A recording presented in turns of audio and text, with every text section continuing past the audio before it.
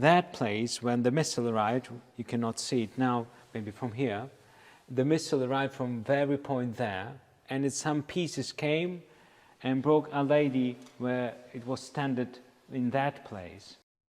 The Sacred Heart of Jesus Christ Seminary in Vorzel, west of Kiev, is home to Lady Fatima, a statute commemorating the appearance of the biblical character Mary in the Portuguese town of Fatima in 1917. Father Ruslan Mikhalev says he will try and repair one of the seminary's most important relics. This Our Lady now, it's the symbol of of war, but at the same time of tragedy of war and the strength of power of God, which helps, withstands, and that's why we are sure we want to renew this Our Lady, and I think it will be possible. The seminary was bombed twice. First on February 28th, and then sometime after it was evacuated.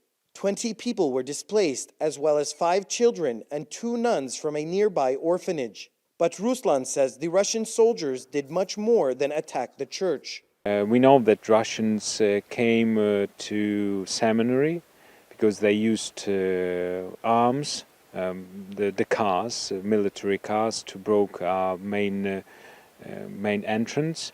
They came, they entered every building in the house, and they went in the chapel, and they stole different things, practical and computers, many religious, first of all, religious things, and they left. Russian soldiers spent an unknown amount of time in the seminary over 20 days between March 10th and April 1st. We're on the second floor of the seminary, and this is the main building where the seminarians are studying and praying, spending time. And they say that the Russians actually came into this building and ransacked it. Basically, you can see empty alcohol bottles. This is the main hallway here, and you can see in this room on the left, the Russian soldiers actually ransacked the office. They went through the paperwork, they went through the personal belongings of the people here. And if you keep going, every single one of these rooms seems like it was searched.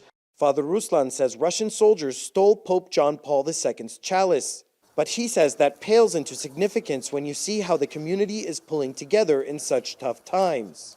Like Pavlo Vorzel, who is helping distribute food, clothing, and medical supplies to locals. I had the same experience as the other people who need help now. When the Russians came, the first thing they did was steal all the food from the markets, and people didn't have anything to eat. I know what it's like to be without food for a month. When people come here, I can understand how hungry they are, and the help from the priests make them happier. Pavlo's son is fighting somewhere in the east, but he's hoping he may return home in time for Easter. I will pray for peace in our souls and that peace comes back to Ukraine. I hope our children and my son come back from the war and we forget about all this.